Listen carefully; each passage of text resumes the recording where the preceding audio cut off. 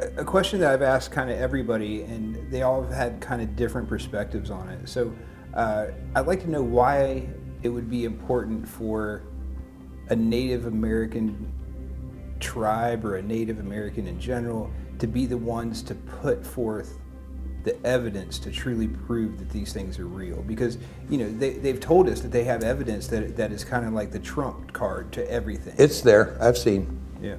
So why would it be important for them to be the ones? My point is, just like I said in an earlier statement, up here they've been working side by side with them for 400 years. The Native Americans were here a long time before here, and if you talk to any Native nation, any of them, any of the tribes, they all have their stories about the forest. I call them forest people myself because I believe they're a form of human being, you know, more human. But they all have their stories going back centuries. So why shouldn't they, who've known they were there long before we ever come on this continent, why wouldn't they let them be the ones to have the, as everybody's looking for, their definitive proof?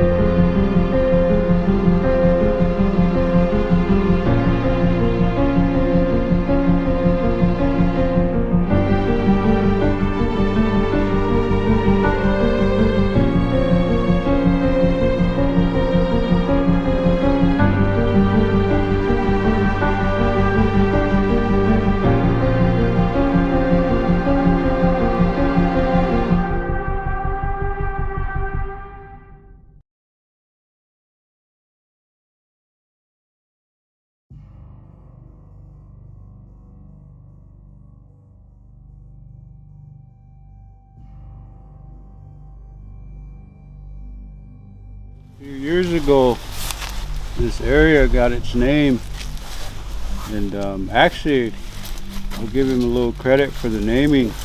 Rich gave it the original name. Rich, you want to mention the name? It's Camp Hard Knocks is what we call it. We had 4 wood knocks all around our tent one night when we were here, and they were really loud. I mean, it got to a point we thought that it was getting aggressive, so we got out of our tent. And, what'd you say? We need to have a standoff, or Yeah, we need to stand up to them? Yeah, we need So we to. got out of our tent, and, whenever, got out and looked around, put lights on everything, and I just thought that was an appropriate name for it, Camp Hard Knocks.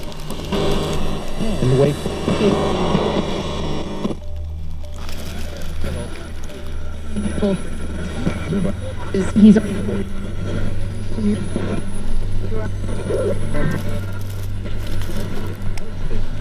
Hello?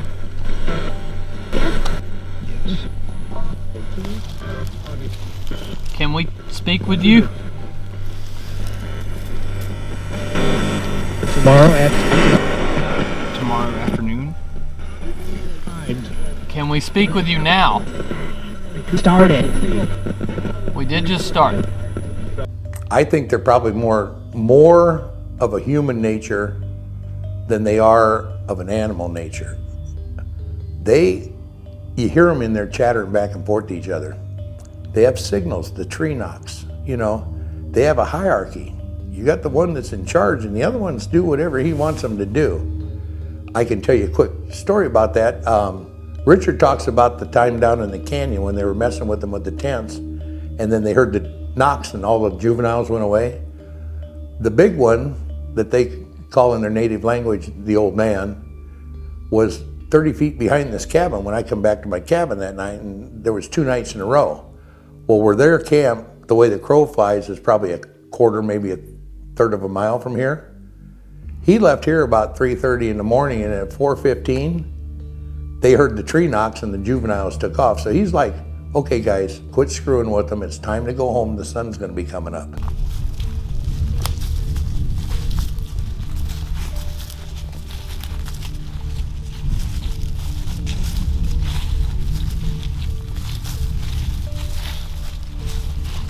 So this right here, this light went from moderate. There's some talk about a GPS because it's in line with a house somewhere back there, but Yeah, it just flashed up Yeah, we just much brighter. So I just saw a difference.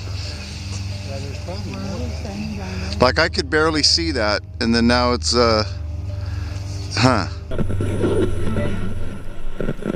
hear that? When that sound happens, that's when they start having shit. That's what we got at the TNT area when we did that pan thing. Yeah.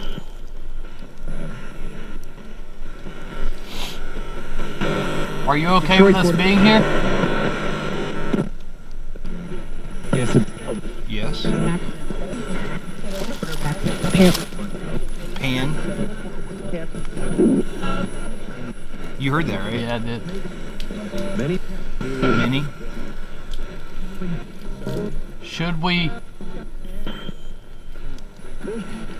Should we call Pan? What is? It's like, what if? What if? Crazy.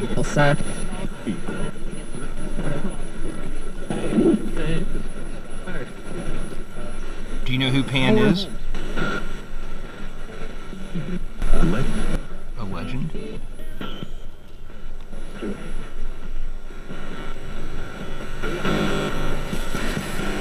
They have a hierarchy they found. I think they stay in family groups. As we've been in there watching, you'll see the bigger one, you'll see one slightly smaller, and then I've got it on my night vision goggles or binoculars over there, then you'll see two juveniles over there, like it was a family up there watching us. And there's multiple clans of them up here, there's different colors of them up here. And they all have their little clan like that, but the big guy is the one that runs them all. Want to go for it? Let's walk.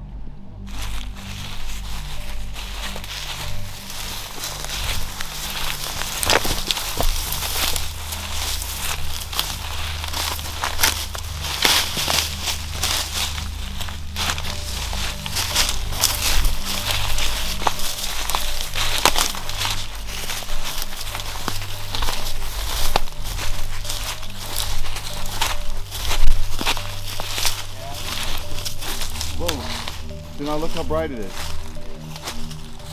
Look at that. Whoa. Hey. James, did you see it shoot off to the right? No. I did. I saw a light shoot off to the right. Oh. It was right where the light is, but then it went off. This thing's got a flashlight and stuff. You know it?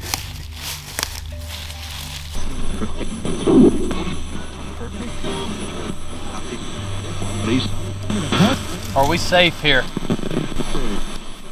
Is it safe? Yeah.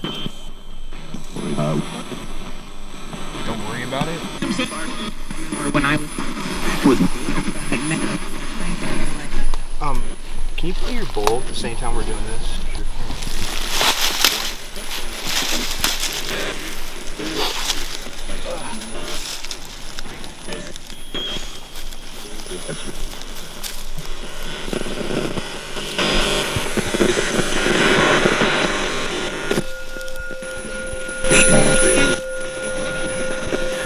Can you hear that right now?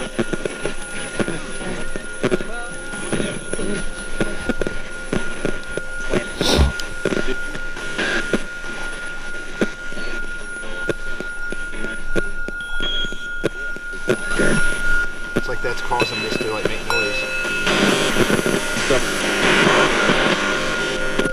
Can you hear the bull? Stop. Stop. Say it. They always say, we've never found a body or something. Well, if they're more on the human side, humans been burying their bodies for centuries and centuries and centuries. So do we really know? Do they bury them? So that brings me to something. We bury people because it's a religious thing. We've never buried anyone because we just thought we should bury them. We bury people because of our religion. So what you just said means that Bigfoot would have a religion. So do you think that Bigfoot, or whatever you want to call it, is a product of God? And what I mean by that is Adam and Eve were in the Bible, and the Bible says that they were the first humans to be here. They were the first creation. They were the first anything to be here. Where does Bigfoot come in that? And if he does come in with the whole religious aspect, where does he stand within that? You know what I mean? I look at where I was raised in a very religious, old European country family, let's just say.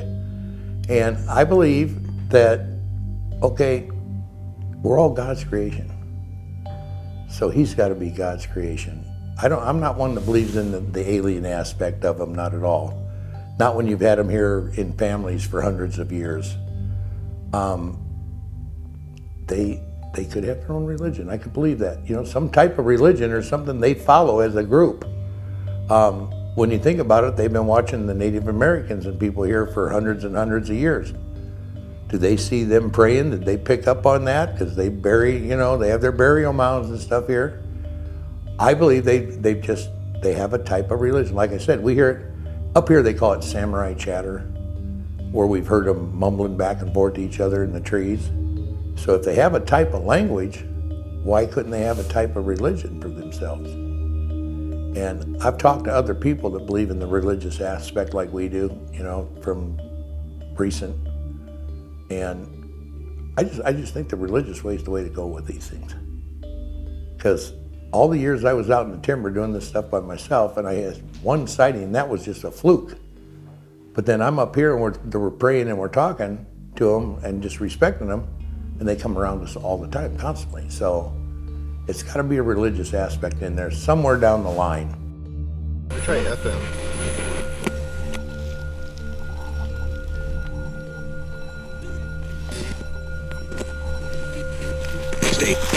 Stacy. Yeah, straight up. Thank you.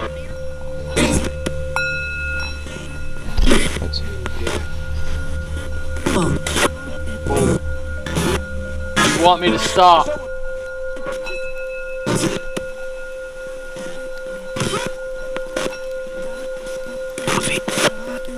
What was that? It was fucking weird. It was fucking bad. It wasn't good. It's 2 syllables, I couldn't tell. I'm just going through the voice. We came here looking for Bigfoot, or Ci'Tonga, as they call him. What we found is what I can only describe as layers of paranormal activity, seemingly tied to echoes of the past, dark history, the people, the land itself, and even Ci'Tonga. But what about Ci'Tonga?